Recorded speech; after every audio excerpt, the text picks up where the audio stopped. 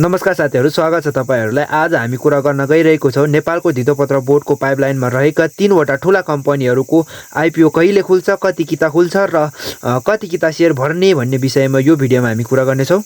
यसमध्येको पहिलो कम्पनी हो orbit energy limited company. यस कम्पनीले नेपाली सर्वसाधारण जनताहरुको निम्ति 40 लाख किता बराबरको शेयर निष्कासन गर्दैछ। यस कम्पनीले सर्वसाधारण जनताहरुको निम्ति रु 100 रुपैयाँ अंकित मूल्यमा शेयर निष्कासन गर्ने भएको छ भने यो हाइड्रो पावर सेक्टरको कम्पनी हो र यस कम्पनीको इस्यु म्यानेजरको रूपमा चाहिँ कुमारी क्यापिटल रहेको छ। यसमध्येको दोस्रो कम्पनी हो protective micro insurance limited company. यो कम्पनी माइक्रो इन्स्योरेन्स सेक्टरको कम्पनी हो भने यस कम्पनीले नेपाली सर्वसाधारण जनताहरुको निम्ति 22,50,000 किता बराबरको शेयर निष्कासन गर्दैछ। यस कम्पनीले रु 100 रुपैयाँ अंकित मूल्यमा आफ्नो शेयर निष्कासन गर्दैछ भने यस कम्पनीको इस्यु म्यानेजरको रूपमा चाहिँ निम्स एसी क्यापिटल रहेको छ। यसमध्येको अन्तिम कम्पनी हो united Nawakhola hydro power limited company.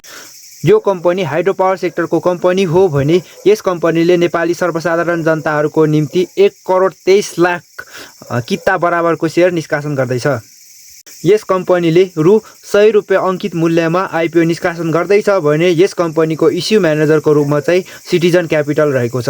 यी सबै कम्पनीहरू नेपालको धितोपत्र बोर्डको पाइपलाइनमै मात्र रहेको हुनाले यी कम्पनीहरूले चाँडै नै यसका आईपीओ निष्कासनको लागि स्वीकृति पाउनेछन् र सर्वसाधारण जनताहरुको निम्ति चाहिँ आईपीओ निष्कासन गर्नेछ।